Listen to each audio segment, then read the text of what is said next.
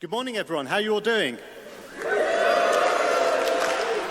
So, today I'm going to talk, as Catherine said, about how to escape a World War II prisoner of war camp.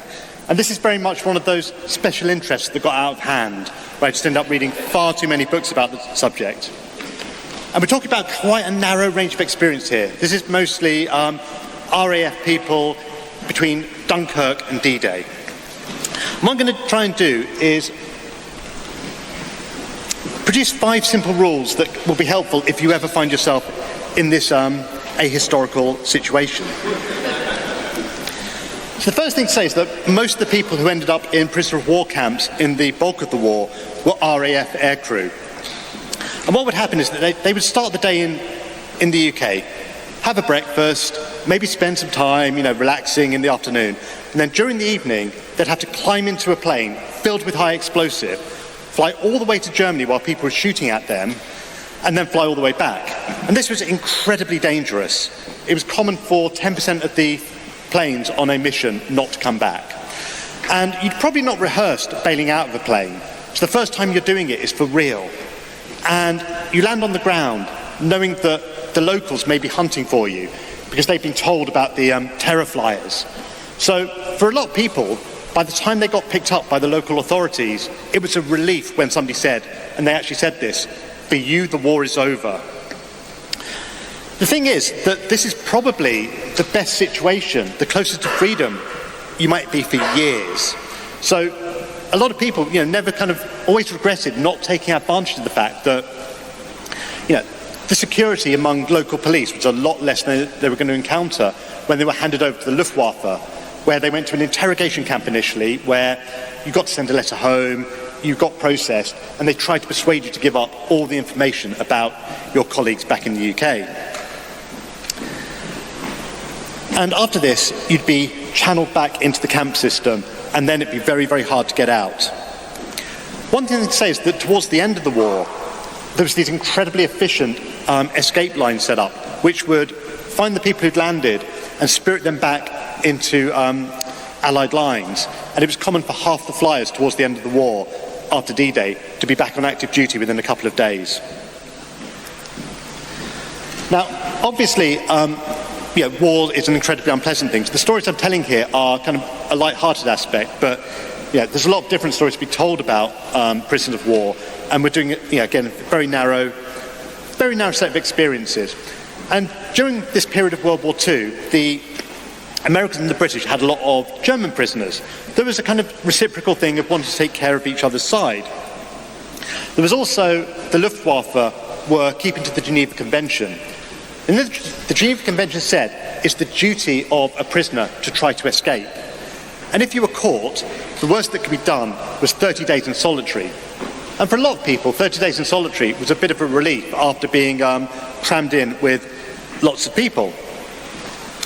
And this situation lasted until the Great Escape, when the Germans executed 50 of the people involved in that, and that was the end of the kind of classic era of escape. In fact, MI9, the secret service devoted to escape and invasion, sent out a message through covert channels that all escape should cease. And generally, the British would make every single aircrew member an officer so that they couldn't be forced to work. The downside of this was that, life was full of boredom. There was not very much to do. So some people turned to studying for degrees, some wasted time playing cards, and others decided they were going to escape. And the camp you'd find yourself in would generally be a series of compounds, with the outer wall being 2 fences of barbed wire with lots of barbed wire in between. The camp would be brightly lit, there'd be searchlights and guard towers, there'd be dogs roaming free at night, there'd be specially trained officers called ferrets, whose job was to stop people escaping. There was also microphones placed under the ground to listen for attempts at tunnelling. And you'd have roll calls twice a day to make sure that the count was correct. And it's worth noting that the guards here weren't necessarily the best trained guards. There's one case of somebody, Maîtresse Lebrun, who was in Colditz, who got his friend to vault him over a wire fence, and then he ran back and forth along the outside fence of Colditz, with the guards shooting at him, waiting until they'd run out of ammo, because he'd kind of guessed that they probably wouldn't be able to hit him if he kept moving. Rather cheekily, he'd left a load of his baggage wrapped up in his room with a note asking the commandant to send it on to his family if he got away.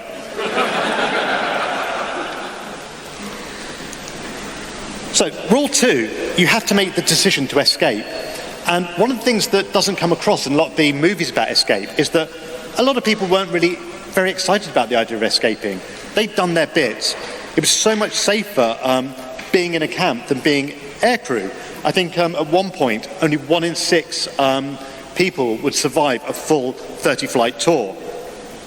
A lot of people saw escaping as a form of exhibitionism, showing off. It was wasting time. There was also a fear that people might have their privileges revoked if an escape attempt was caught. So there's actually cases of some escape attempts being betrayed by people among the British prisoners. It's also fair to say that Colditz is given as the classic example of escape. But for a lot of people, they were forced to work all day, they didn't have the energy or the language knowledge to escape. So for a lot of people, a lot of prisoners were quite resentful of this idea that everyone was trying to escape and everyone nearly made it. And a lot of them, like I say, were quite content to see out the war. And people did manage to find their entertainments. This is Ballet Nonsense, the 1941 Colditz Christmas show. So one of the classic escapers, Wings Day, he said that only about 5% of people really wanted to escape, but a lot of people would try and help out, and it was a good way of making the days go faster. Rule 3, collaborate and cooperate. So every failed attempt is going to make future attempts harder. So if you basically spot an opportunity, take it, and get caught, that's gone for everyone. So the camp started organising escape committees. And if you wanted to escape, you first had to come up with your plan and then pitch it to the escape committee. This was a little bit like Dragon's Den, but for escaping. But if they liked the plan, then they'd invest in it. And you could get a huge number of people helping. You could pull resources for food, so people would save bits of rations so that you had supplies to make the journey. You would also handle things like bribery. So finding out which officers were vulnerable, bribing them, asking to borrow their passes so you could make copies and so on.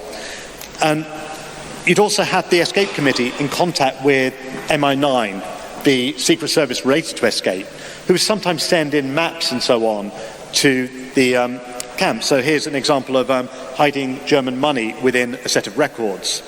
Famously at one camp, when they discovered this, they went and then broke every single record they had, just in case there was more, and discovered there wasn't quite as much as they'd hoped. The other thing you need to do is keep an eye on who's inside the compound. And there's incredibly elaborate schemes for watching for the ferrets if they were getting too close. Now, you couldn't obviously just run straight into the barracks and go, "Hey guys, hide everything," because it'd be obvious that that was where things were. So you'd have little signals, like there'd be somebody sat on a chair, and if they stood up from the chair, it meant that somebody had come into the compound, so it was time to start hiding everything away. The British also kept really good logs of who was coming in and out of the camps.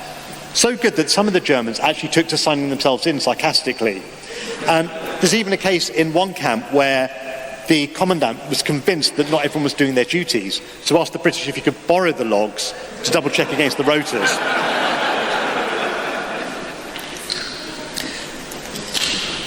The other thing the British used to do was goon baiting.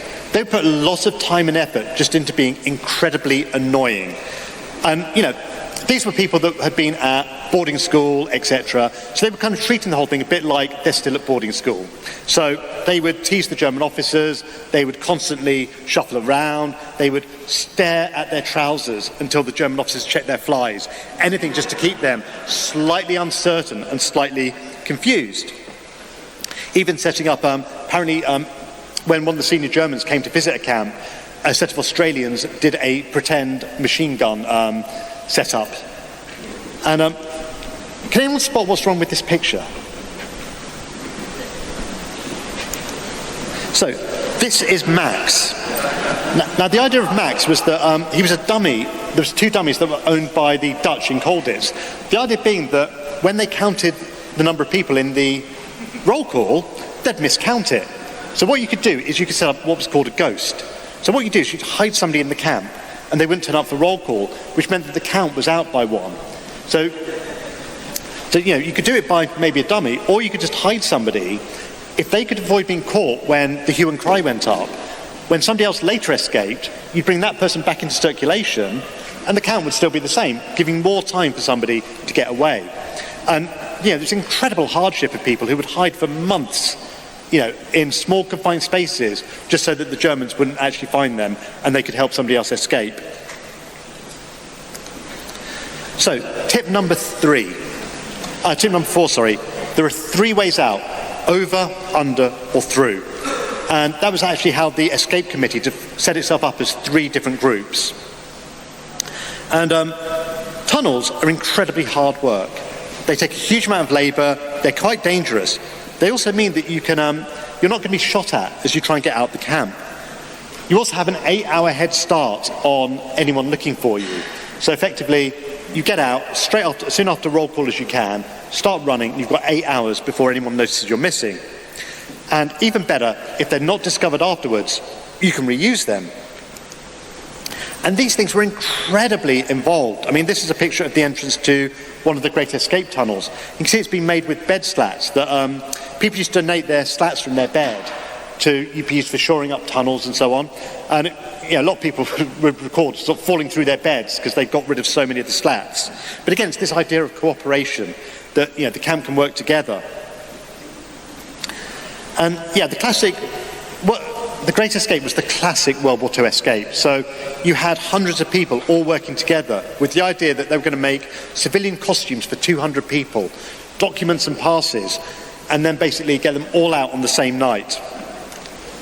There's incredible forgeries made. These took incredible work because the German pens were very, very poor. So people used to make these with watercolours. And there were 3 tunnels built for the Great Escape: Tom, Dick and Harry. The idea being that building 1 tunnel, you'd expect that. There's no way anyone would predict that they would make 3 tunnels at the same time. So the idea that if they found one, they'd assume that they'd got everything. This also meant that one of the tunnels could then be used to hide waste later on. And this is an incredible amount of work. There were sort of tracks to help move the soil back and forth. There were air tubes made out of tin cans that had been sent in the Red Cross parcels. And there was even air bellows just to keep the air fresh for the people working at the front of the tunnel. You also had to dispose of the soil. So this is what was known as the penguins. So you'd wear these little bags inside your trousers, and while you were sort of strolling around the camp, you could let little bits of soil off so that there wasn't a huge heap of spoil that would give away the fact that somebody was building a tunnel. And the Great Escape was incredible. I mean, 77 people made it out on that one single night, of whom 3 made it to freedom. So again, the odds against this are huge, but everyone put the work in. And this was the attempt where Hitler was so furious at it happening that 50 of the escapers were executed, and that's what brought an end to the classic era of escape. So the tunnels in the Great Escape were 300 metres long, which is an incredible amount of work. So what would be even easier is maybe if you could start them from the middle of the parade ground. And that was the idea of the wooden horse escape. So the British built a vaulting horse and started spending a couple of hours every day leaping over this vaulting horse. And the Germans were sort of very pleased that the British were spending their time usefully, getting exercise. What they'd actually done was hidden 2 people inside this vaulting horse. They would carry it to the centre of the parade ground where there was a sort of trap door with soil hidden on top of it. They'd lift that out and they were starting to build a tunnel directly below the parade ground. Now, when I read about this, I'm just blown away by how much just work went into this. So when they carried the wooden horse out into the parade ground, there's 2 people in there, and on the way back there's also a load of soil, but you've got to pretend that it's just really easy to carry. And then everyone's going to spend 2 or 3 hours exercising in order to cover for this, because if people are running and making noise, it'll confuse the microphones. So again, an incredible amount of work going into just getting 3 people out of the camp, but this was a successful one and sent 3 people home. Getting through the fence, obviously you can't just cut through unless, for example, there's snow or very thick fog. it's going to take too long for you to cut through all the wire, and you're probably going to get caught halfway. However, every camp has a front door, and if you can sort of make use of that, you'll get out. So a lot of people would do things like they would hide in the rubbish trucks. There's one guy who made himself a suit with loads of tin cans attached so he could hide in the rubbish. He got caught because they discovered at the last minute the Germans started putting spears into the rubbish, and they had to call that attempt off.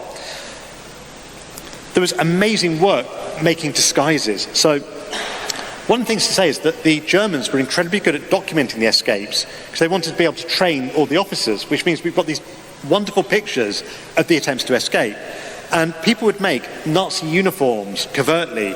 They'd make fake guns that looked good enough to pass as the real thing, and then sort of bluff themselves past the people at the doors. This is another person, Michael Sinclair, who disguised himself as a senior officer. The idea being that he would dismiss all the guards at the sentry points and then just run out freely. He very nearly made this, apart from his pass wasn't quite correct, and ended up getting shot by one of the sentries, who was incredibly disturbed because even as he fired, he wasn't sure if it was the officer or not. Another escape, somebody dressed as a woman to leave Colditz, and apparently almost made it, apart from the fact their watch strap broke, and that was enough to kind of make the Germans consider, why is, this is a men-only camp, how come somebody's leaving?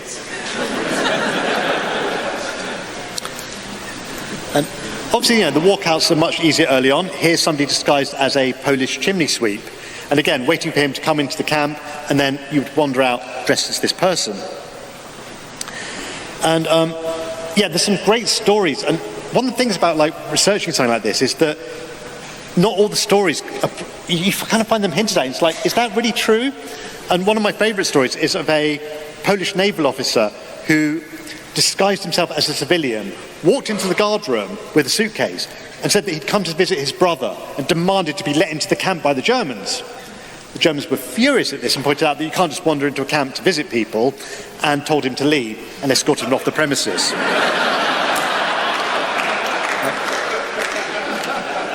The one story I really wish I could find out if it's true was two people who disguised themselves as workmen, and they found a tin of white paint and allegedly started drawing a white line through the camp. And when they got to the gate, kind of waved, the gate was open, they carried on drawing their white line until they got to the corner, and then once they got to the corner, ran for it. So Wings Day tells that story. I wish it was true, but I can't find any kind of proof of that fact. Another unsuccessful attempt, disguising yourself as a blanket of leaves. So this was sort of taken down to the parade ground, the exercise ground at Colditz. People hid underneath it, and then basically, when the Germans took everyone back to the castle, they tried to scarper. Sadly, they were caught by the dogs. And another easy thing is basically, if you're being taken out for medical care, it's much easier to escape from a hospital. So if you were competent enough to fake appendicitis, you could basically get out that way. But it's always, the thing to say is that it's always easier at the start. The more attempts fail, the harder it's going to get. The third way out is climbing over the fence. And people reckon this took about 15 minutes to do. And so it's incredibly dangerous. You can only do it if there's a snowstorm or something. Apparently there was one person who managed to bluff his way over by disguising himself as a ferret, fixing a seismograph, then dropping his pliers through the fence, and then sort of going round, picking them up, going off for coffee and escaping. So again, that kind of idea of bluff. But one of the great attempts at escape is the Warburg wire job. So this was an attempt by the British to get 40 people out of a camp. And they built these elaborate ladders with a hinge in the middle. The idea being that they could run up to the fence, flip the top of the ladder over, it would make a walkway across the barbed wire.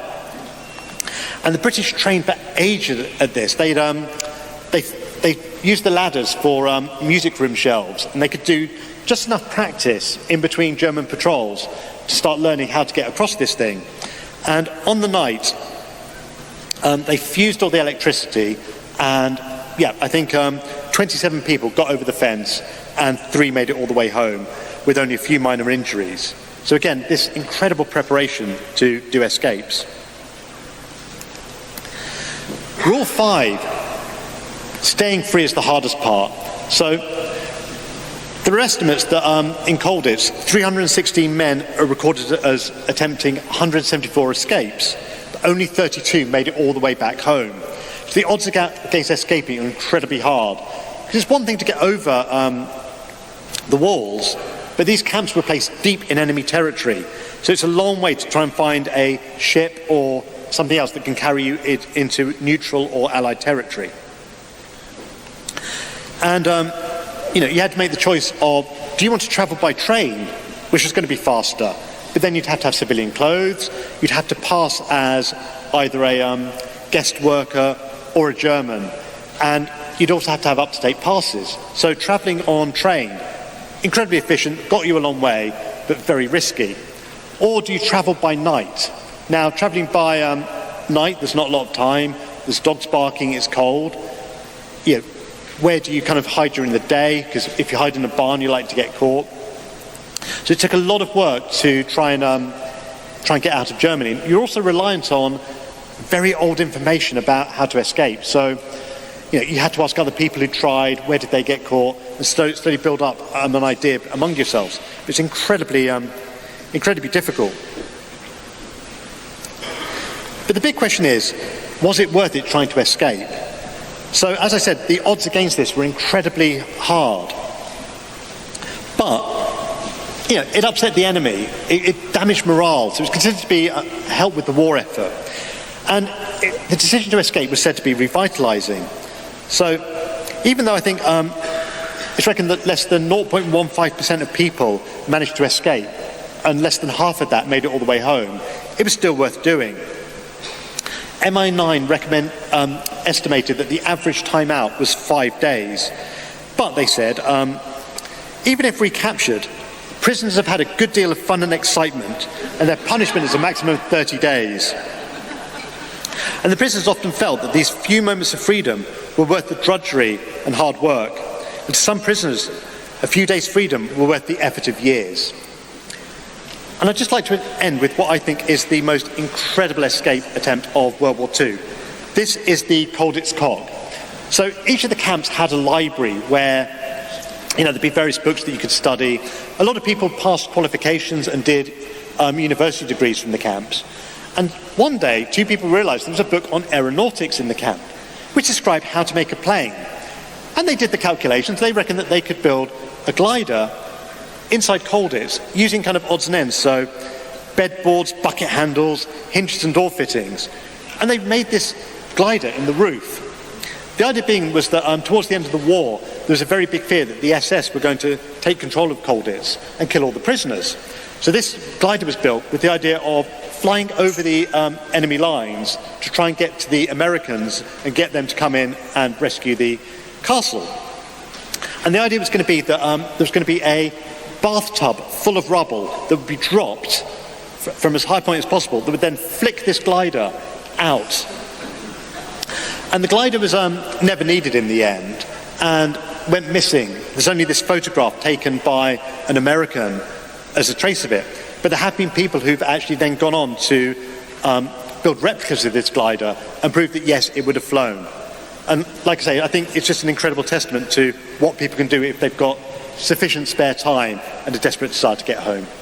Thank you very much.